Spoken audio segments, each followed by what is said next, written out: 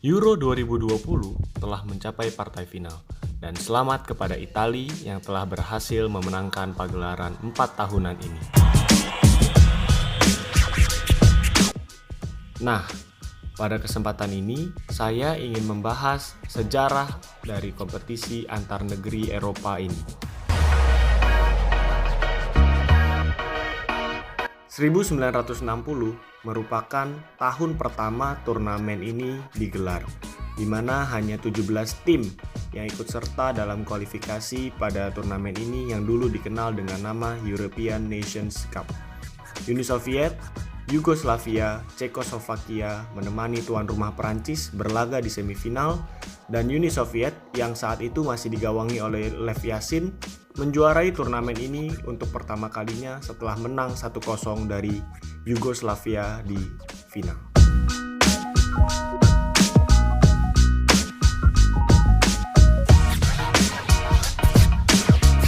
Tahun 1964, Spanyol menjadi tuan rumah pertama yang berhasil keluar sebagai kampiun pada turnamen ini, mengalahkan juara bertahan Uni Soviet di final yang digelar di Stadion Santiago Bernabeu yang disaksikan oleh kurang lebih 79.000 penonton dengan skor 2-1.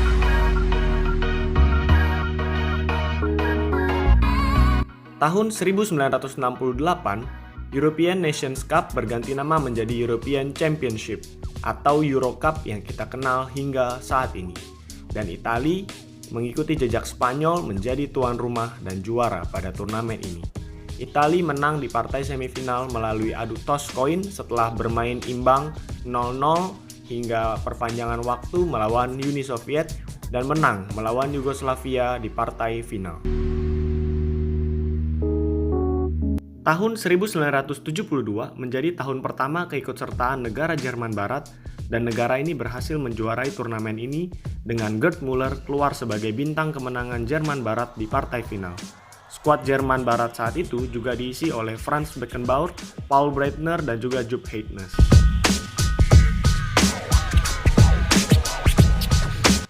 Tahun 1976 menjadi pertandingan final perdana yang harus diselesaikan dengan drama adu penalti, di mana skor antara Cekoslovakia dan Jerman Barat di waktu normal dan perpanjangan waktu adalah 2-2.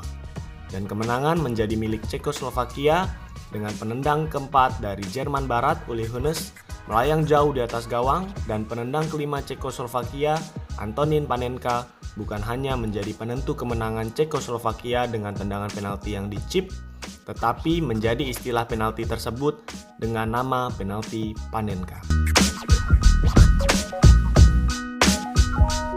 Tahun 1980 ditetapkan dari awalnya 4 negara yang lolos menjadi 8 negara yang lolos ke fase selanjutnya.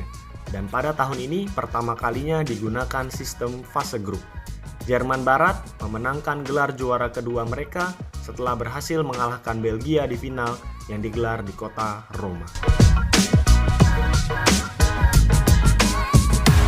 Tahun 1984, Prancis kembali menjadi tuan rumah pada pagelaran ini, dan Michel Platini, mantan presiden UEFA yang sejak 2015 mendapat larangan untuk berkecimpung di dunia olahraga oleh FIFA, berhasil membawa Prancis menjadi juara sekaligus menjadi top scorer pada turnamen ini dengan 9 gol.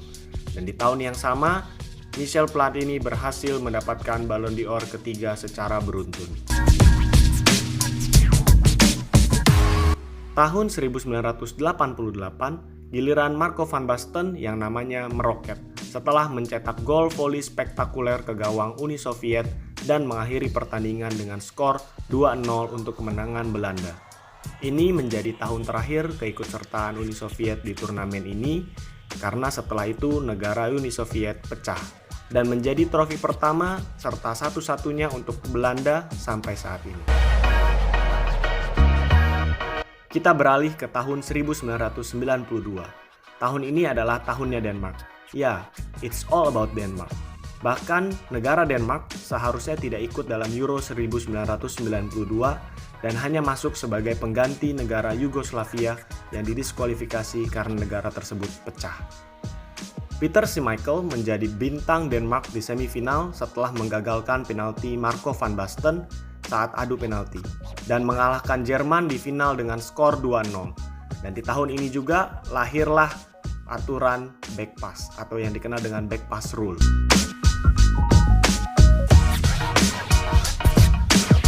Tahun 1996, di mana Inggris menjadi tuan rumah, menjadi tahun bertambahnya peserta menjadi 16 negara peserta.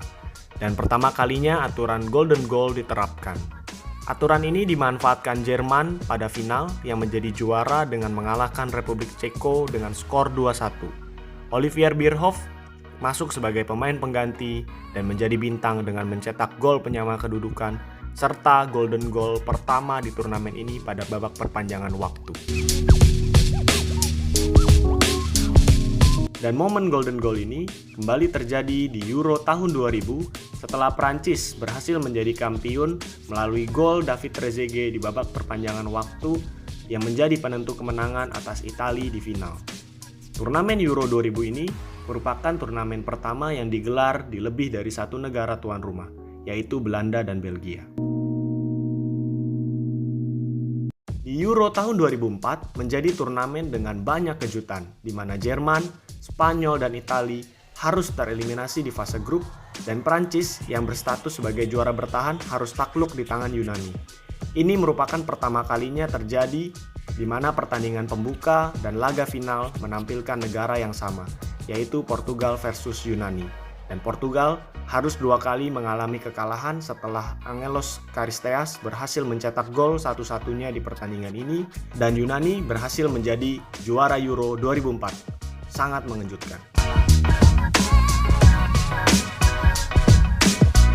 Tahun 2008 menjadi tahun pertama negara Spanyol kembali mendominasi Eropa dan dunia, di mana Fernando Torres menjadi pembeda di partai final saat melawan Jerman dengan golnya.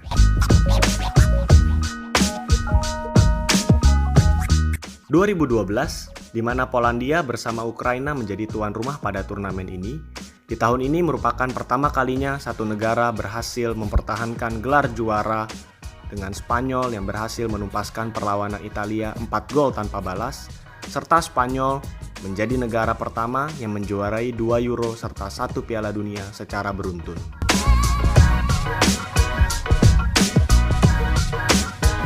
Tahun 2016 menjadi tahun pertama turnamen ini digelar dengan 24 tim, di mana negara Wales menandai keikutsertaan pertama kalinya dengan melaju sampai semifinal sebelum ditaklukkan oleh juara turnamen tersebut, yaitu Portugal. Dan di partai final, Portugal berhasil mengalahkan Prancis dengan gol dari Eder di babak perpanjangan waktu setelah tendangannya dari luar kotak penalti gagal dibendung oleh Hugo Lloris. Ronaldo harus keluar di partai final ini karena cedera, namun menjadi pemain ke-12 Portugal dari pinggir lapangan.